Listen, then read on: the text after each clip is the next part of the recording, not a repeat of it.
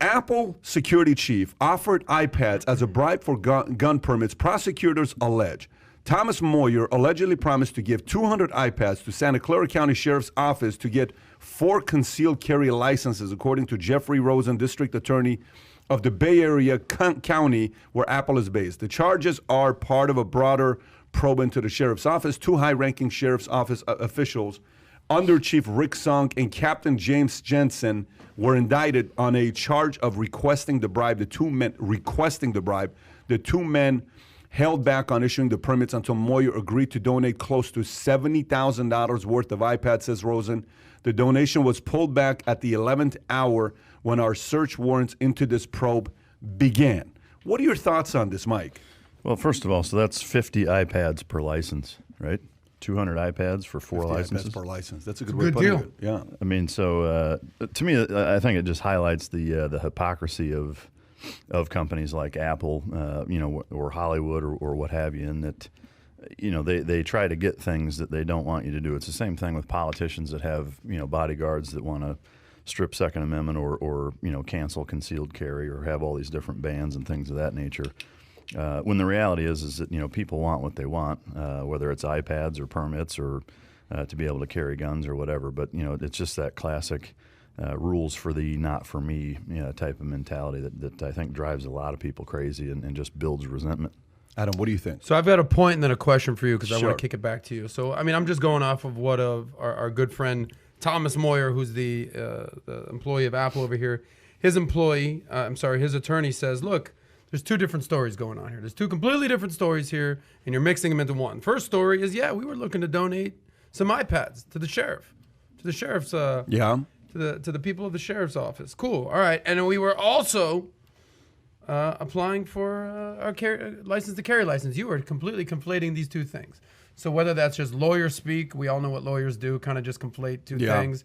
If that's lawyer speak, or if in actuality was, a pay for play, a quid pro quo, a term that we've all learned over the last few years, if it was one of those things. So who knows? This is, obviously an interesting story to bring up. Apple, did they pay for this? Was it a bribe? What was it? My question to you is, though, let's say this was crony capitalism, almost. Yep. I want to kick it back to you. I know that you obviously love capitalism. You stand for it. You got a capitalism tattoo, basically. But crony capitalism is something that you hate.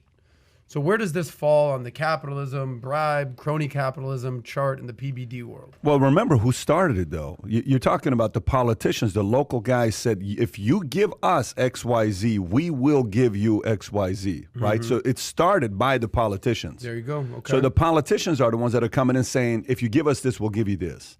And then the capitalist is tempted to think about whether he's going to do it or not, right? So whether he's going to make that decision to say, I'll give you the iPads. What the hell is $70,000 for me to give to you? But I think it's bigger than that. I think it's the hypocrisy part that's the most unattractive thing out there when it comes down to anything to do with. If you ever think about issues you had with your dad, why did you have issues with your dad? Your dad smoking a cigarette and saying what? Don't smoke cigarettes. Your dad's drinking alcohol, saying what? Don't drink alcohol. Mm-hmm. These guys are saying guns are bad, and then at the same time they want a license to carry. These don't go together, especially in the county that they're in. Another thing I would say, to debunk or at least debate the lawyer is I would say, okay, you're offering to donate these objects, right, or these iPads. What other institution, government-wise, have you offered to donate iPads to, right? And if there's like 9 other parts of the government where this guy from Apple has offered to donate, where he's getting jack shit from them, then I would say, okay, you have a point. If that's the only group that he's offered to donate iPads, then I'd say, dude, that's not a coincidence. Smells fishy is what you're saying. Yeah, I mean, he's got a great point, though. He's got a great point, because now I don't know if they're going to investigate or not, because if Apple's the biggest employer there, that employer is probably doing the most for that county. If an employer is doing the most for a county, they're kind of forgiven a little bit. It's like, hey, listen, if you screw us up, we're the one that's given to a lot of charity, a lot of stuff locally, and Apple's not known for giving money to charity. Apple's never been known for being someone that gives money away. Really? Never, historically, never. Okay. Steve Jobs was never known for wanting to give money away. Well, I guess here's the question, and you would know this probably more than most, and we've had an experience. How difficult is it to get a concealed license? In New York, it's almost impossible. New York? Yeah. Because this is in California. Well, I mean, same Yeah. thing. Sorry, I meant California. But Those two states are similar. both two states are almost impossible. Gotcha. Well, let me put it this way.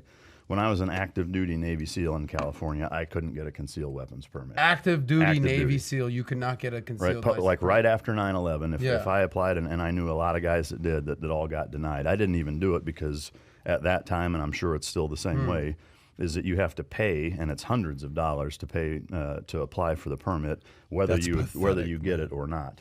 But also, I mean, this is something most people don't realize, is that even and this gentleman the same way, is that every base in America, as an active duty military service member, you can't bring a gun on base. So I can go there and shoot rockets and automatic machine guns and sniper rifles and lasers that'll take your eyes out and things of that nature, call in close air support, but I can't have my pistol in my car driving onto base. So who's creating these rules? What is this? Bill Clinton is responsible for that one. When during his term, he made a national mandate, or an executive order rather. Why it hasn't been rescinded is beyond me. But so I would still blame all subsequent presidents that haven't rescinded it. However, California and New York are unquestionably the two hardest states to get concealed weapons permits, and it starts with the governor. The reason that I even asked that question is because we recently had Jara come here, and I assume, was that the class that she was teaching? Yeah, she was. This license to carry permit. And Jara, who's been on the podcast, she's a awesome gal.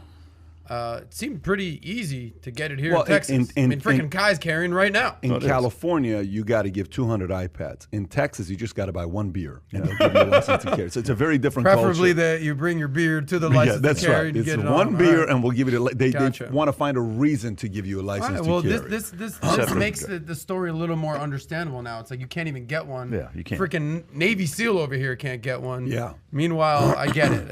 It's becoming a little clearer. But I will tell you though, what got me thinking is what Mike said, which is, has this happened more often? Is there, hey, we'll give you 50 iPhones, we'll give you 20 iPhones, we'll give you 80 iPads. Yeah. Is that a method of a currency of exchange to get favors? That's interesting if you think about it. I think even more. And by the way, everybody knows I'm a Tim Cook guy. I'm a guy that actually likes Tim Cook's style of what he does. But at the same time, if this is common where some of the leaders at the bottom are doing it, Tim Cook may not even know about this. Well, more likely Tim Cook ain't authorizing this kind of move. Of course right here, not. right? Of course not. How many employees does Apple have? Is it 400,000?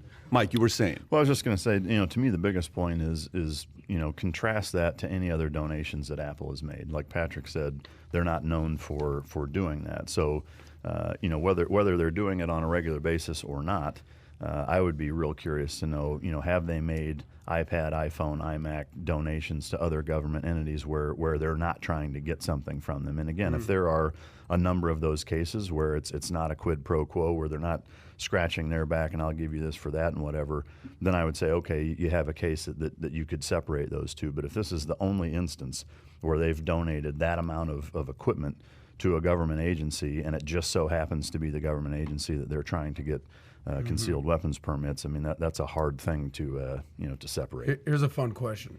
Obviously, quid pro quo has been a term we've all become familiar with over the last few years. Is that a term you were even familiar with in your Navy SEAL days? Is that something? It was actually the first 3 words I learned. I didn't say dad. As a baby. I was milking my parents from the start. Tell you what, Dad, I'll give you this and that. You were looking for that license to carry permit at 0 years old as a fetus.